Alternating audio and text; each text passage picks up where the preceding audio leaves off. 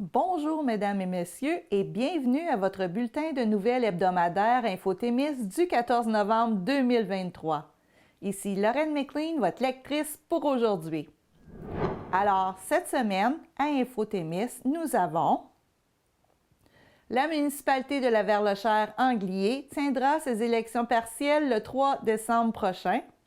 L'offre de formation du Témiscamingue pour les adultes sous une nouvelle appellation. On vous dévoile les dates du centenaire du village d'Anglier.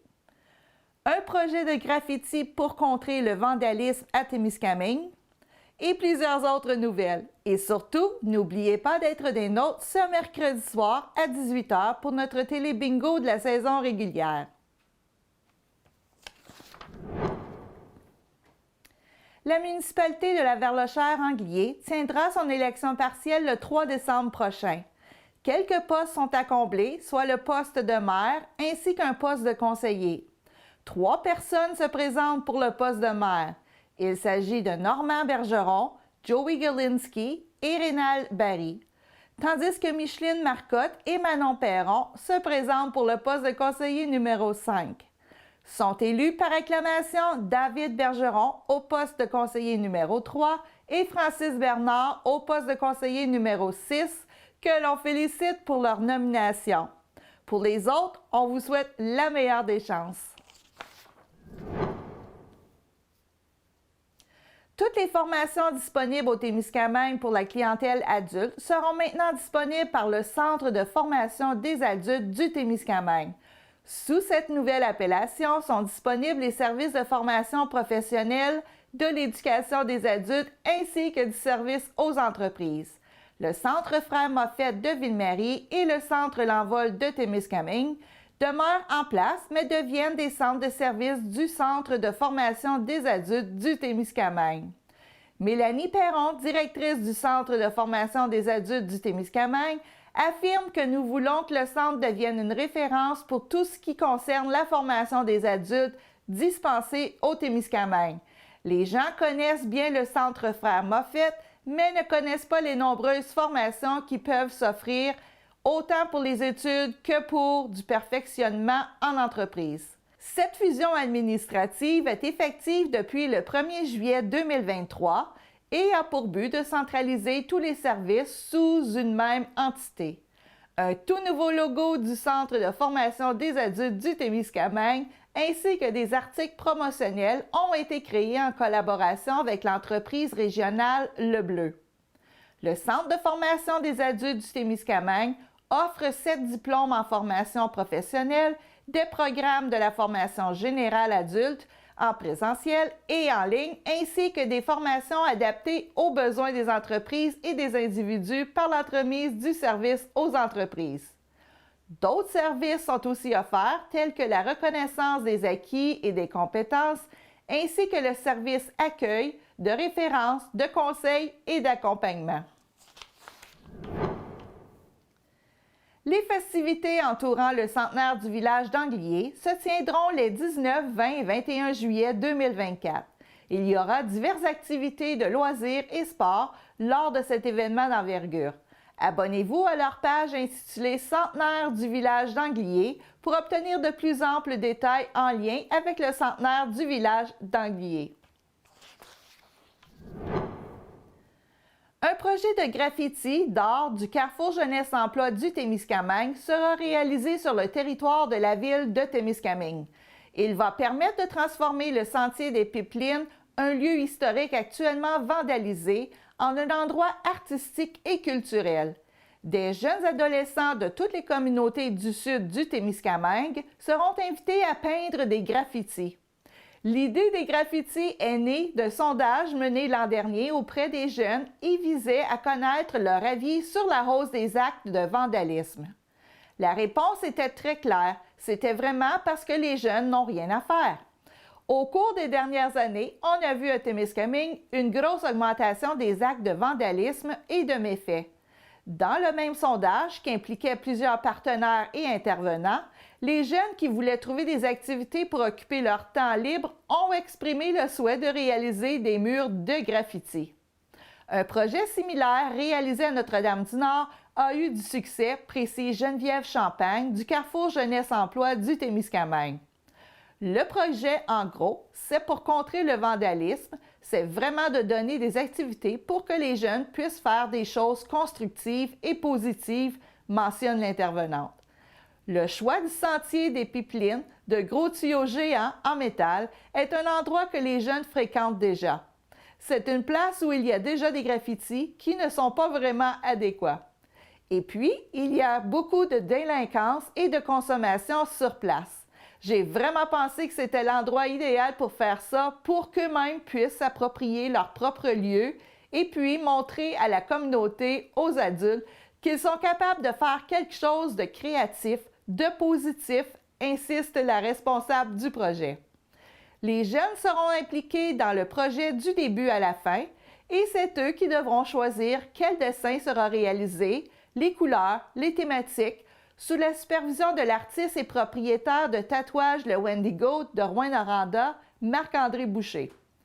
Plusieurs étapes seront nécessaires avant de concrétiser le projet, notamment des ateliers sur les graffitis, des rencontres en présence d'un agent de la Sûreté du Québec pour parler de vandalisme, les méfaits, les graffitis. Il va parler des lois sur les graffitis, expliquer pourquoi c'est légal à certains endroits et non ailleurs, affirme Mme Champagne. Un vernissage aura lieu à la fin du projet. La réalisation des graffitis, qui impliquera environ 25 jeunes, aura lieu au printemps 2024 et le Conseil municipal de Témiscamingue a approuvé une aide financière de 3 520 $. En Abitibi-Témiscamingue, un test sur 25 réalisé dans des habitations s'est conclu par une concentration de radon supérieure à la norme canadienne selon le Centre intégré de santé et des services sociaux. Santé Canada recommande de faire un test de dépistage pour au moins 3 mois afin d'avoir une idée précise des niveaux de radon dans son foyer. En novembre, la population commence en général à passer un peu plus de temps à l'intérieur. À cette période de l'année, l'aération des résidences est aussi diminuée. Le mois de novembre est celui de la sensibilisation au radon, la première cause du cancer du poumon chez les non-fumeurs au Canada. Le radon, un gaz radioactif, peut s'accumuler lorsqu'il passe par des fissures ou des drains. L'agente de planification de programmation et de recherche en santé environnementale, Lise Jaton, souligne que les symptômes peuvent être détectés, mais seulement à long terme.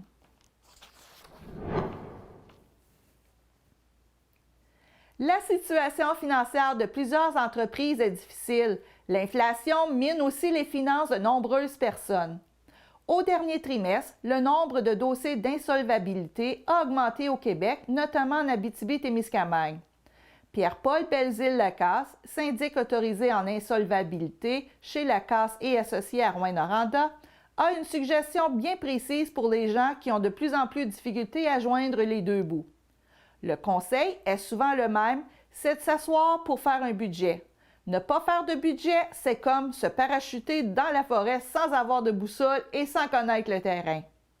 Il faut absolument faire un budget, fait valoir M. Belzile-Lacasse. Il ajoute que le gros problème, c'est que les gens ne suivent pas bien leur argent, ne s'assoient pas pour regarder vraiment leurs finances et pour faire parfois des choix difficiles. Il faut accepter de faire des choix ardus et de diminuer son train de vie. C'est malheureusement très pénible à faire pour les gens.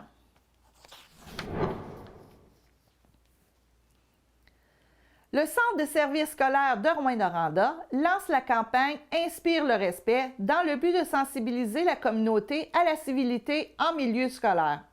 La campagne se veut une réponse à la hausse observée des manifestations d'incivilité ces dernières années de la part des parents, mais également d'élèves.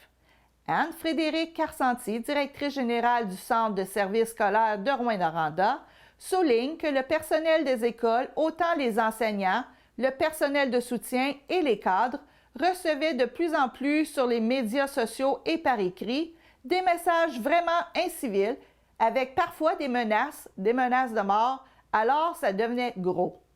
3 capsules vidéo à saveur humoristique ont ainsi été produites avec pour objectif de sensibiliser les parents à l'importance d'inspirer le respect à leurs enfants dans leur vie quotidienne. Oh, inspire.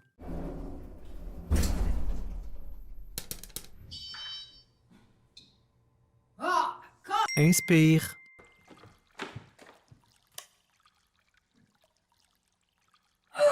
Inspire. Malgré une journée qui décoiffe, ici, on inspire le respect.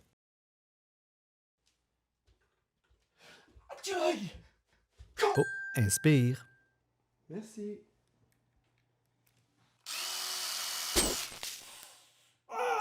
Inspire.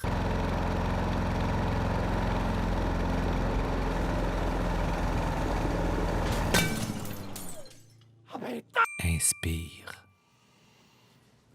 Malgré une journée boiteuse, ici, on inspire le respect. Donne 3-4 petits coups de foyer solide. Puis après ça, Oh, inspire. ça sera pas long, là, on va sortir mes clés, là. Oh, tcha! Inspire.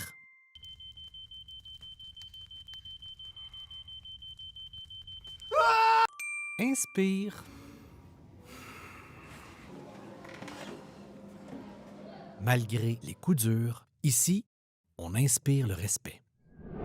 On signale que la hausse du nombre de comportements incivils chez les parents se répercute nécessairement sur ceux observés chez les enfants.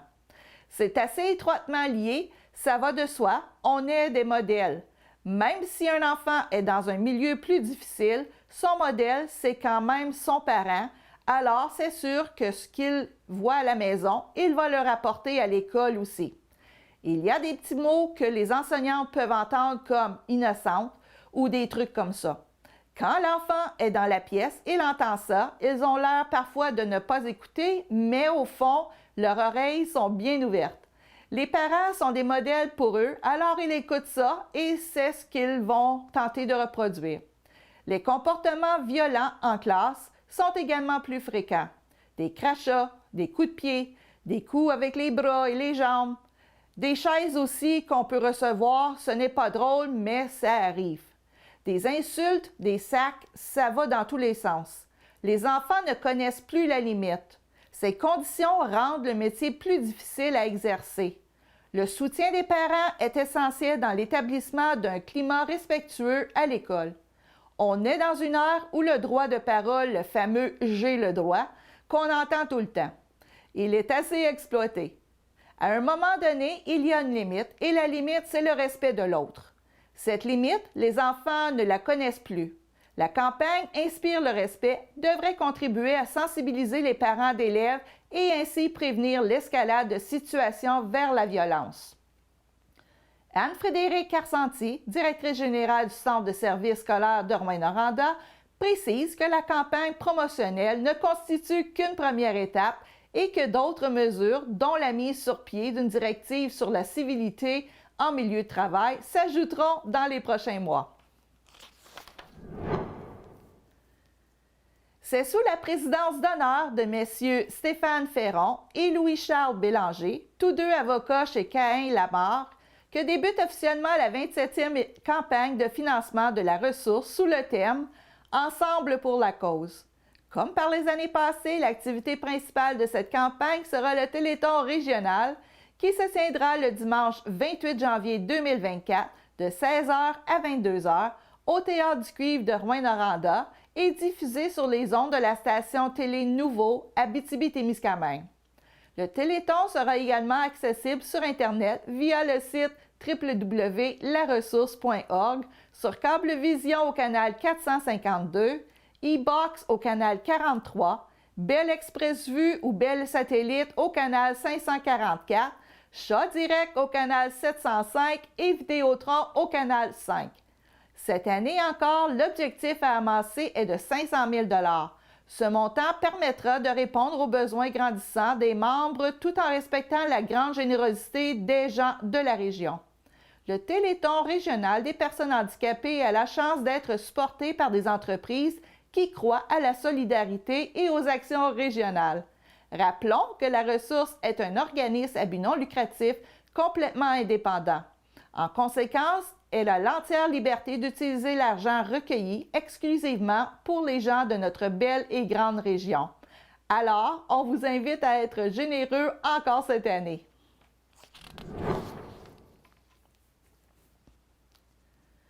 Suzanne Blais, députée caquiste d'Abitibi-Ouest, refuse d'appuyer son parti lors de l'étude en commission parlementaire du projet de loi 15. Madame Blais reconnaît qu'une représentativité régionale est importante dans les nouveaux conseils d'établissement. Le projet de loi 15 vise à créer l'Urgence Santé Québec, qui remplacera les centres intégrés de santé et de services sociaux comme instance régionale. Les 6, selon le projet de loi, n'auront plus de conseil d'administration, mais plutôt des conseils d'établissement. Les 6, donc, cesseront d'être des entités légales sous le nouveau régime. Lors de la commission parlementaire, l'opposition a réclamé qu'au moins un membre de chaque MRC soit représenté au sein de ce nouveau conseil d'établissement, ce que le ministre Christian Dubé a refusé catégoriquement.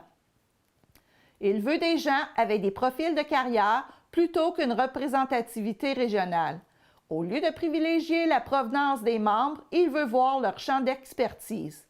Après un vif plaidoyer de M. Fortin, député libéral et porte-parole de l'opposition en matière de santé, les membres de la commission sont passés au vote. Les députés caquistes ont tous voté en faveur de l'établissement des conseils d'établissement sans égard à la provenance, sauf Mme Blais, qui s'est abstenue de voter. Elle reconnaît que pour obtenir des services dans sa région, il faut que quelqu'un soit de la place. Elle a d'ailleurs utilisé l'argument de l'Abitibi-Témiscamingue et de l'Outaouais pour tenter de démontrer au ministre que sa proposition est insensée. Le porte-parole de l'opposition estime que la nouvelle agence de santé centralisera encore plus les pouvoirs à Québec. Cet épisode est l'illustration même que le projet de loi 15 est un projet de loi centralisateur qui est, en plus d'abolir les contre-pouvoirs, éloigne les décideurs des patients en région. L'Abitibi-Témiscamingue vit une crise du logement historique, repoussant les travailleurs étrangers et leurs familles à venir s'installer dans la région. Selon les interventions autour de la table ronde de la semaine, l'inflation est un des facteurs qui contribue à augmenter l'abus des propriétaires de logements à profiter de la situation. Si tu as les moyens de t'acheter des blocs d'appartements, tu devrais avoir les moyens de l'entretenir et d'offrir des logements à un coût raisonnable pour la plupart des gens. Tu sais, quand tu achètes une maison, il faut l'entretenir, ta maison. Tu ne tires pas de revenus de l'entretien de ta maison. Tu n'as pas le choix de l'entretenir pour qu'elle soit vivable. Je pars de ce principe-là que tu es propriétaire d'un bien, ça devrait te revenir la responsabilité de l'entretenir. Là, ce que l'on voit est que les propriétaires remettent la facture sur le loyer, affirme Joanie Duval, journaliste à Média Abitibi-Témiscamingue. Un autre facteur qui démontre la crise du logement en région est l'augmentation des nouveaux arrivants. La coordinatrice du mouvement de la relève Amos Région, dont son rôle est d'accueillir les immigrants pour venir travailler en région, mentionne que les travailleurs étrangers, qu'ils soient du Canada ou provenant de l'international, ne trouvent pas de logement pour que la famille puisse venir s'installer. Parfois, ils ont trouvé un emploi, ils sont juste à l'étape de trouver un logement pour pouvoir venir ici. On cherche avec eux, on leur envoie des annonces. C'est un peu notre rôle, mais ça arrive parfois que rien ne correspond à leurs critères, à leur budget. De plus, il y en a qui n'ont pas de voiture. Ils n'ont pas les moyens de s'acheter une voiture, donc ils ne peuvent pas se déplacer. Ça fait qu'il y a des gens qui ne peuvent pas venir s'établir ici parce qu'ils n'ont pas trouvé de logement. Partage Jannick Paquin, coordinatrice de services d'accueil et d'enracinement. Elle mentionne également que plusieurs personnes immigrantes ne trouvent pas de logement adéquat et ils se retrouvent dans des conditions pires que dans leur pays. Alors, si les propriétaires de logements ne fonctionnent qu'au profit, croyez-vous qu'il soit encore possible de trouver des logements abordables et adéquats pour loger la population qui désire s'établir en Abitibi-Témiscamingue? Anaëlle Girard, âgée de 13 ans, a procédé au lancement officiel de son premier roman devant les élèves de sa classe dans les dernières semaines. Son but était d'écrire pour toucher les gens.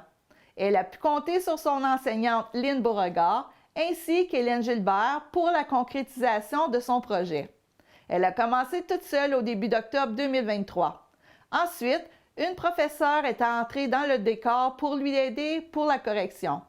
En ce qui concerne les illustrations, Anaëlle a été aidée par ses collègues de classe et l'illustrateur Sylvain Blouin. Le deuxième tome est d'ailleurs déjà en écriture.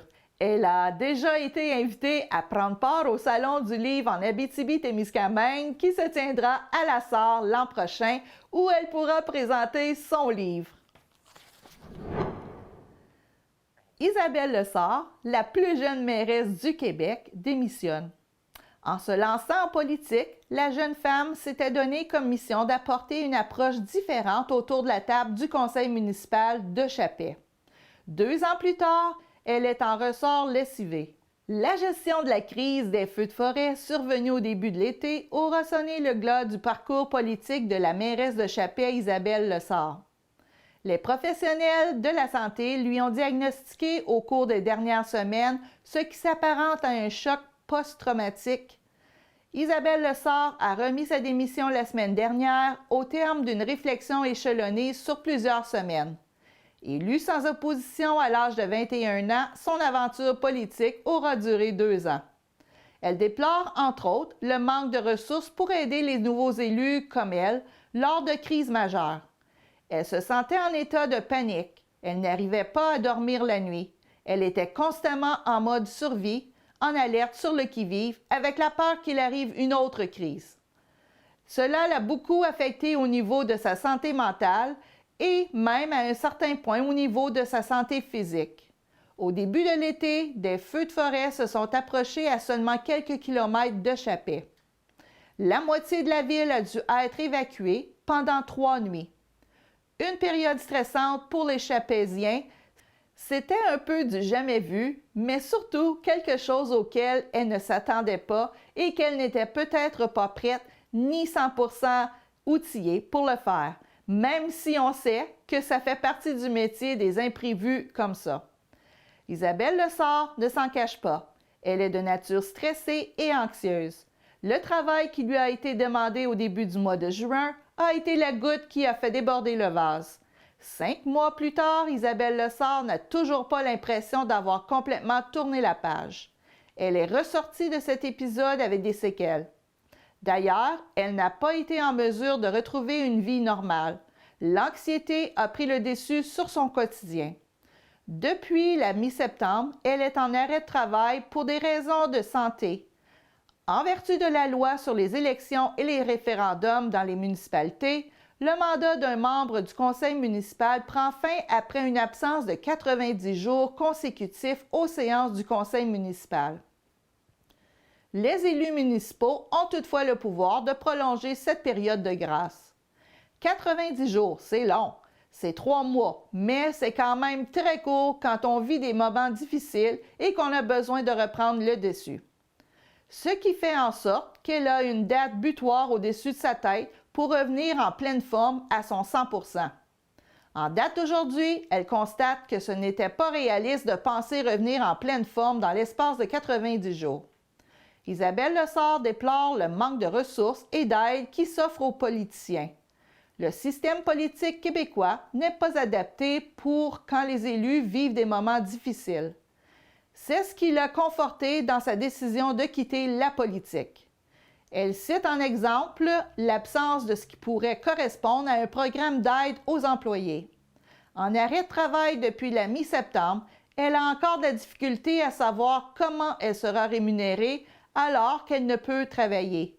Bien qu'elle ait pu compter sur l'appui de son équipe pendant ces semaines de travail exigeantes, elle n'a pas eu la même impression de la part des autres paliers politiques. Au niveau national, elle n'a pas senti l'appui et l'entraide de ceux qui nous représentent plus haut que nous. Elle espère que davantage de renforts seront envoyés aux municipalités lors d'une prochaine crise du genre. À un certain moment, elle s'est sentie abandonnée et délaissée par le système politique québécois. Elle sentait réellement qu'on s'en foutait de Chappé et du nord du Québec qui étaient en train de passer au feu. Elle affirme que nos élus, ce ne sont pas des machines. Ce sont des humains qui ont des vies personnelles à gérer à travers leur vie professionnelle. À un moment donné, il faut le comprendre. Il faut vraiment être plus humain envers les autres. Il faut absolument que le système politique québécois s'adapte et fasse des changements majeurs à ce niveau-là. C'est indéniable. La jeune femme a longuement réfléchi au cours des dernières semaines. Le temps a fait son œuvre. Celle qui est née et a grandi à Chappé a réussi à faire la paix avec les événements et a accepté que cela fait partie de la vie. Elle n'arrivait pas à rester forte, à faire comme si de rien n'était. Elle éprouvait beaucoup de colère envers cette situation. L'avenir reste à définir pour celle qui était, avant son élection, intervenante auprès des personnes âgées. Une chose est certaine, les prochains mois seront consacrés à sa guérison. Son objectif numéro 1, c'est de terminer son cheminement personnel pour réussir à trouver une légèreté et une gaieté de vivre. Par la suite, c'est un peu poétique, elle laisse le soin à l'univers pour la guider sur son prochain défi. Elle se dit que lorsqu'elle sera prête, il se présentera certainement de nouvelles opportunités pour elle. Elle ne ferme pas la porte à un retour à la politique.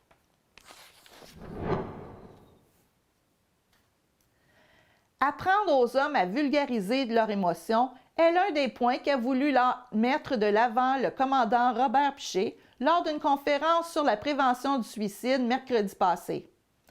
M. Piché a déjà lui-même songé à s'enlever la vie et considère justement que c'est parfois un surplus d'émotions qui peut être au cœur des difficultés mentales des hommes. Hélène Blais, directrice générale du Centre de prévention du suicide de la Vallée de l'Or, insiste sur l'importance d'offrir du soutien aux hommes qui traversent des périodes sombres. Elle indique d'ailleurs que ce sont majoritairement des hommes qui s'enlèvent la vie en Abitibi-Témiscamingue. Ayant été confronté à une possibilité de mort à plusieurs reprises durant sa vie, Robert Piché trace un parallèle entre la situation qu'il a vécue à bord du vol 236 et une personne qui songe à mettre fin à ses jours.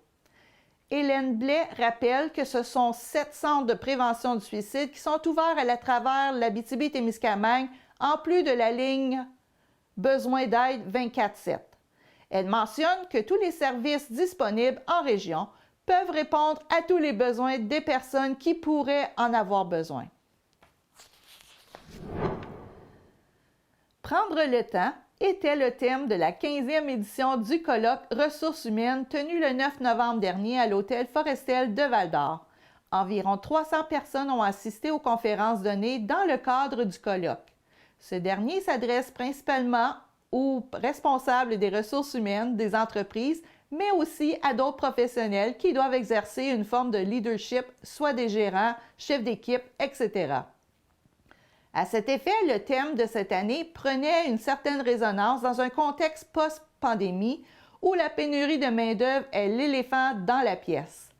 Donc, de prendre le temps dans nos organisations, autant ici même, avec nos employés, dans nos processus, ça prend tout son sens. Les gestionnaires et professionnels en gestion des ressources humaines sont confrontés à de multiples défis au travail, ajoute la directrice générale de la Chambre de commerce de Val-d'Or, Hélène Paradis.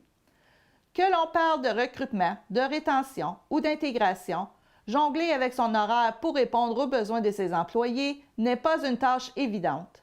C'est pourquoi nous voulions les inviter à prendre le temps de venir s'outiller, que ce soit au niveau de l'esprit d'équipe, de la motivation ou de la performance pour optimiser leur quotidien. 3 conférenciers ont pris la parole au cours de ce colloque. En ouverture, André Lachance a parlé de sécurité psychologique en milieu de travail et comment se traduit ce sentiment au quotidien, autant du côté de l'équipe que du gestionnaire. De son côté, le psychologue Jacques Forêt l'a traité de rétroaction et de reconnaissance. Dans le cadre de ses recherches, il s'est penché sur les façons de concilier performance et bien-être de façon durable. Finalement, Isabelle Touati, consultante, a abordé la notion de show management, une façon de ralentir pour mieux gérer en entreprise. Ces conférences se complètent très bien et viennent aborder différemment le sujet de prendre le temps. Les responsables des ressources humaines des entreprises ont souvent à jouer un rôle de mère-poule dans les entreprises. Mais c'est un rôle qui a changé et qui est appelé à évoluer encore. La pandémie a beaucoup réorganisé la gestion du travail, la gestion de nos employés à travers tout ça. Effectivement, l'après-pandémie a eu un gros impact sur nos organisations et ça va continuer d'évoluer. Arctic Fox confirme que 200 échantillons d'affleurement ont été collectés et que 348 stations de cartographie ont été achevées pour améliorer la carte géologique sous-jacente à ces sites de lithium de la baie James. Arctic Fox souligne que ses équipes de terrain ont observé et échantillonné de nombreux affleurements de pegmatites sur les propriétés Pontax North et Canal Lake et que les échantillons recueillis au cours du programme ont déjà été envoyés au laboratoire ALS Minerals de Val-d'Or pour analyse. Les équipes de StratExplo ont effectué un travail incroyable dans un court laps de temps pour terminer notre programme d'exploration inaugurale de phase 1 avant les mois d'hiver. Une fois les résultats reçus, ils seront en mesure de planifier la deuxième phase d'exploration sur ces propriétés. À noter que le projet Canal Lake, lithium d'Arctic Fox, d'une superficie de 5 976 hectares, est situé au nord de l'indice Flitzar lithium dans la région de la baie James, lors d'un programme d'arpentage été-automne 2022 mené par le ministère de l'Énergie et des Ressources naturelles du Québec. Les géologues du gouvernement ont identifié ce secteur comme une nouvelle zone prometteuse pour le lithium caractérisée par la présence de nombreux dikes de pegmatites granitiques d'orientation est-ouest.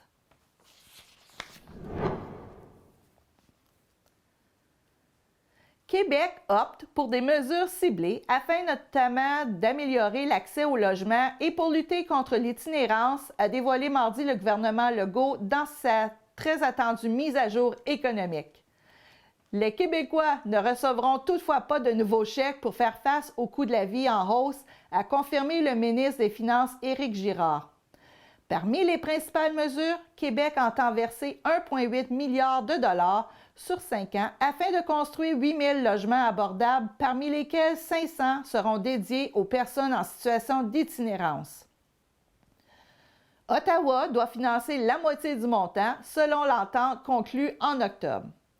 Au moins 145 millions de dollars seront ajoutés dans les aides pour les personnes en situation d'itinérance et dans la bonification de l'aide alimentaire. De cette somme, 124 millions de dollars restants seront distribués à 5 organismes qui offrent des services d'aide alimentaire, dont 10 millions de dollars qui iront directement au réseau des banques alimentaires du Québec, qui nécessitait toutefois 18 millions de dollars. Le ministre Girard ajoute qu'il va nous faire plaisir de trouver les 8 millions de dollars manquants. Près de 1 milliard de dollars seront accordés pour favoriser l'investissement et l'innovation des entreprises. Cette mesure prendra la forme d'un crédit d'impôt bonifié. Dès le 1er janvier 2024, les contribuables pourront aussi bénéficier d'une indexation de 5,08 %, par exemple des prestations d'aide sociale et de l'allocation famille. Le taux d'inflation en septembre était de 4,8 % et on s'entend à ce qu'il tombe à 2,7 % en 2024. Également, la prestation d'aide sociale de base pour une personne seule passera de 8 700 $ à 9 144 $, une hausse de 444 $.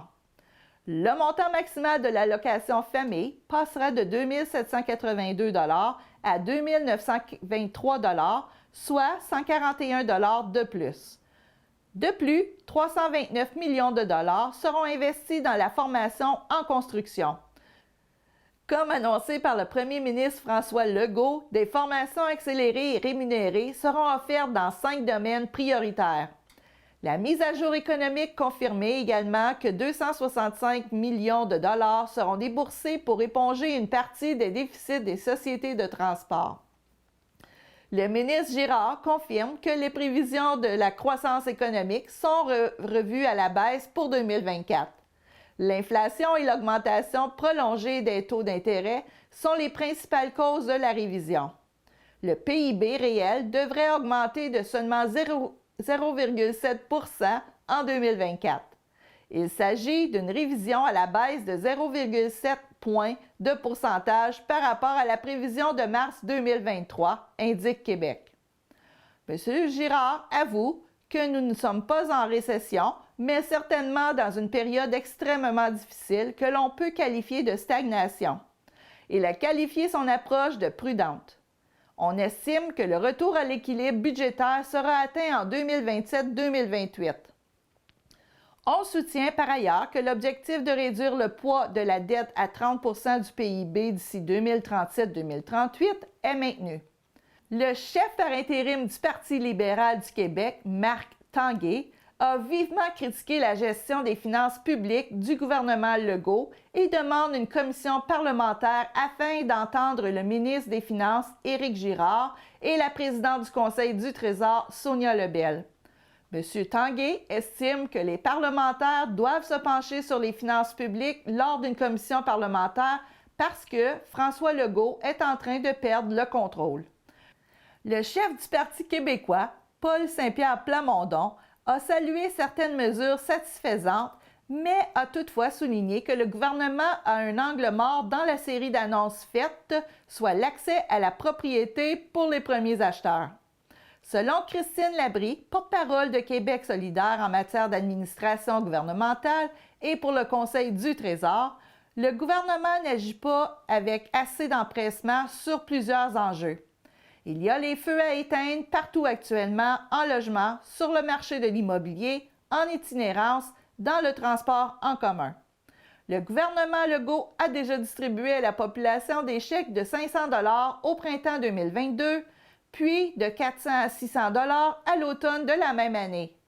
Près de 5 millions de Québécois ont bénéficié cette année d'une baisse d'impôts. En prenant connaissance la semaine dernière d'un sondage qui lui était défavorable, François Legault avait laissé planer la possibilité d'une aide supplémentaire, ce qui ne se concrétisera pas. Les Québécois actuellement souffrent beaucoup de l'augmentation des prix. Il a déclaré qu'il va essayer de voir comment il peut mieux aider.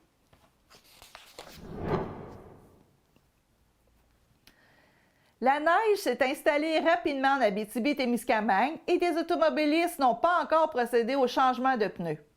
La loi exige que les pneus d'hiver soient installés dès le 1er décembre. L'avocat criminaliste à la retraite, Marc Lemay, rappelle qu'en cas d'un événement, d'un accident, des accusations de négligence criminelle ou de conduite dangereuse peuvent être déposées.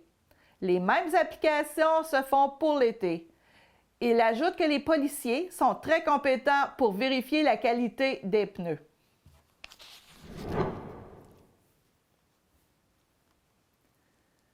Au moins 200 millions de dollars devront être déboursés par les contribuables québécois en raison des feux de forêt de l'été dernier. Les dépenses les plus importantes ont été de faire venir des pompiers de l'extérieur du pays, étant donné que le reste du Canada combattait aussi des feux importants. Au total, la Sopfeu a fait venir 1300 personnes. Il fallait payer les frais d'hébergement et de nourriture pour ces pompiers qui pouvaient rester dans la région pendant plusieurs semaines. C'était justement le cas à Normétal et à Lebel-sur-Quévillon. Les ressources matérielles ont également été coûteuses. La Sopfeu a eu besoin de 21 avions citernes et plusieurs ont été loués, notamment aux États-Unis. Au niveau des hélicoptères, normalement 14 sont nécessaires pour la saison. Mais l'été dernier, l'organisation a eu besoin de 88 hélicoptères. Malgré tous ces défis, Stéphane Caron, coordonnateur à la prévention et aux communications à la Sopfeu, est fier de la gestion de cette catastrophe. Pour les années à venir, les citoyens devront s'adapter afin de prévenir les dommages des prochains feux de forêt, puisque les chances que des feux de forêt aussi intenses et majeurs se reproduisent l'été sont assez élevées et il est difficile de prédire quand ça pourrait se reproduire. Il va donc falloir plus de préparation à l'avenir selon la Sopfeu. Les citoyens doivent aussi être résilients face à de futurs travaux, comme des tranchées autour d'une municipalité. Le but est de faciliter le travail des pompiers, surtout pour les communautés à risque. Heureusement, pour cette année, la SOPFEU affirme qu'il n'y a eu aucun dommage d'infrastructure ni de perte humaine. Le cabinet de la ministre des Ressources naturelles et des Forêts, Maïté Blanchette-Vézina, a mentionné que des annonces importantes concernant des actions concrètes pour lutter contre les prochains feux de forêt sont prévues prochainement.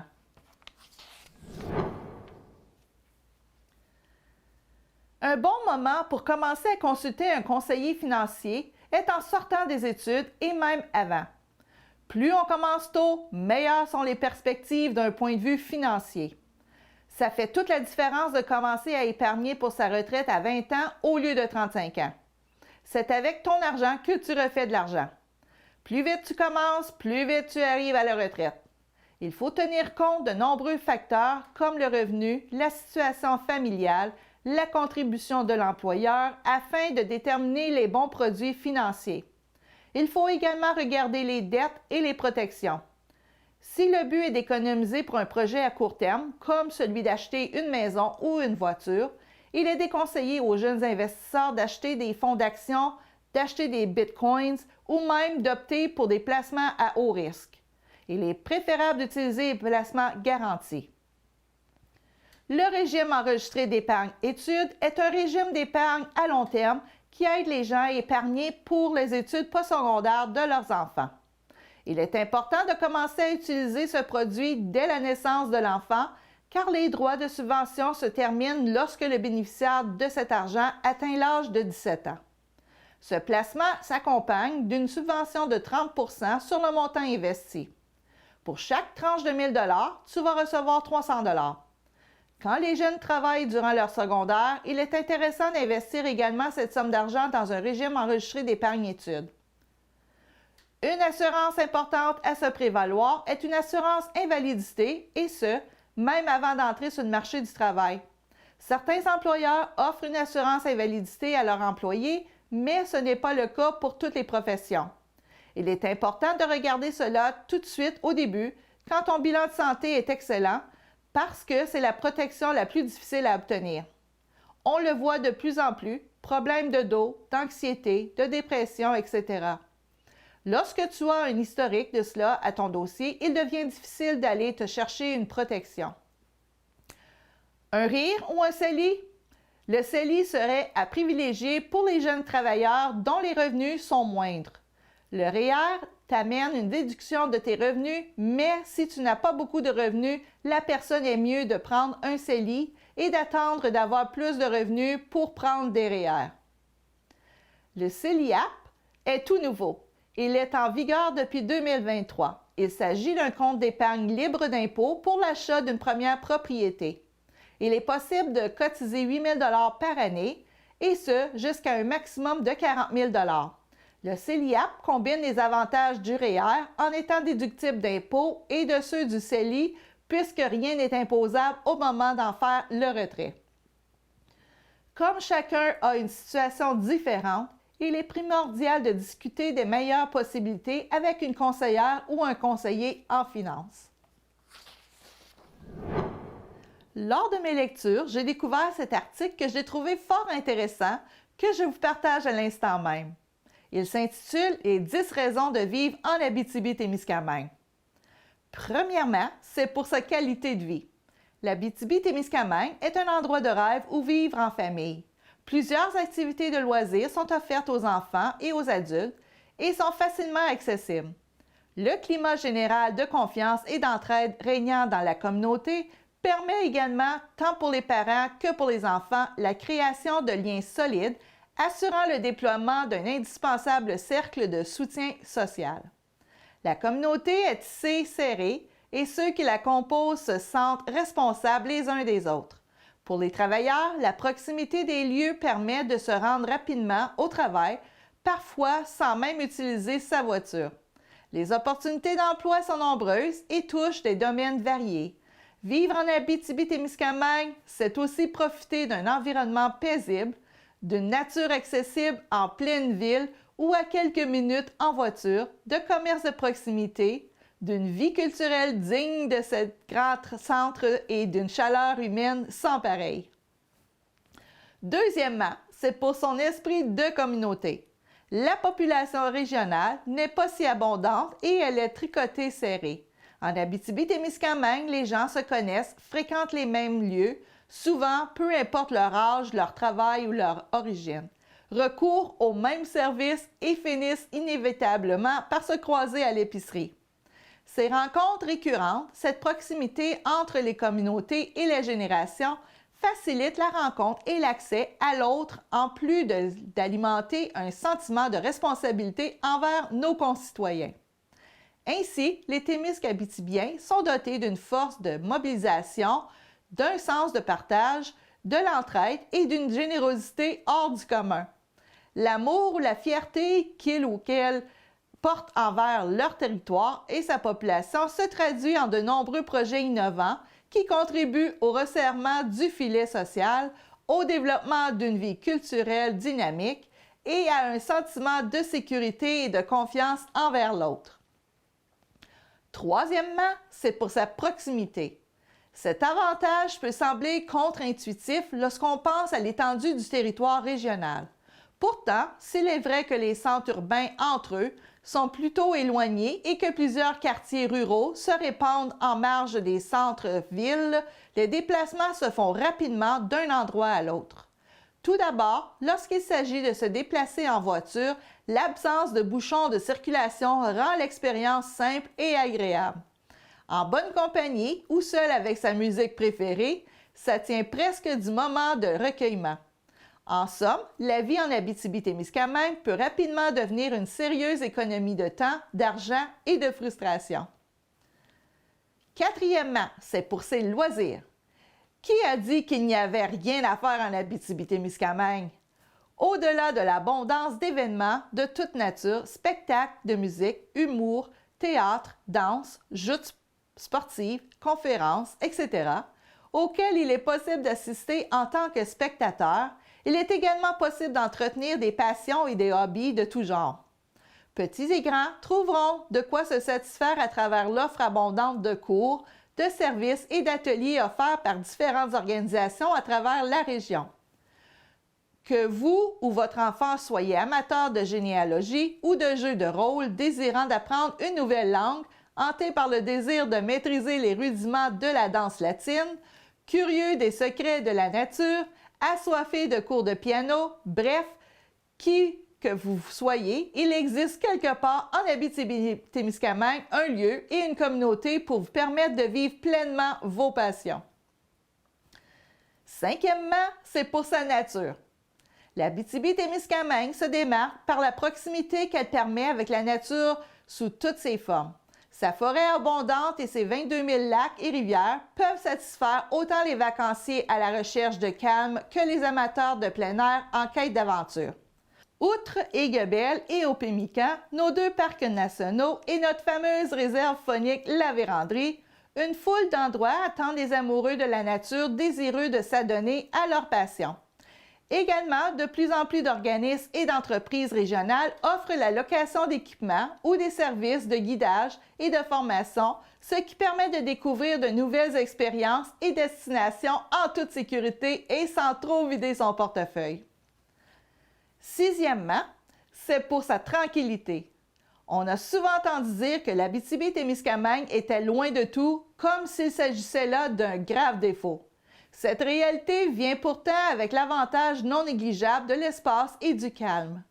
La faible densité de population sur le territoire ainsi que l'abondance de refuges naturels permettent aux citoyens d'accéder facilement à la richesse du silence, troublé seulement par le bruit des vagues en été ou du bruissement du vent dans les feuilles des arbres. Si cette description semble s'appliquer davantage au chalet ou à la maison en périphérie de la ville, sachez que même les centres urbains de la région se démarquent par leur caractère paisible. La nuit, les rues sont calmes et on s'y sent en sécurité. Septièmement, c'est pour sa culture. La culture en Abitibi-Témiscamingue se déploie sous des angles aussi nombreux que variés. Que ce soit à travers les arts visuels, le théâtre, la danse, la musique ou la littérature, les créateurs d'ici ont beaucoup à partager et se démarquent par la qualité de leur travail. Au-delà des multiples festivals qui remplissent le calendrier pendant la période estivale, l'offre culturelle se poursuit toute l'année à travers les musées et centres d'exposition, la programmation annuelle des salles de spectacle ou encore les événements littéraires. Finalement, l'expérience culturelle se vit aussi à travers l'expérience humaine au contact des citoyens d'origine multiples qui enrichissent notre territoire. L'Abitibi-Témiscamingue doit une grande partie de son histoire et de son développement aux membres de la nation Anishinaabe qui l'habitent depuis des millénaires, ainsi qu'aux populations immigrantes. Ces communautés participent à enrichir notre quotidien et à créer des ponts. Huitièmement, c'est pour les études. Il existe en Abitibi-Témiscamingue des opportunités d'études pour tous les goûts, les intérêts et les ambitions. Que vous destiniez à un diplôme d'études professionnelles, à une technique collégiale, à un baccalauréat ou à un doctorat dans un domaine niché dont vous souhaitez devenir une référence internationale, des options existent un peu partout sur le territoire. Les établissements d'enseignement de l'Abitibi-Témiscamingue se démarquent par leur caractère personnalisé et leur offre à échelle humaine.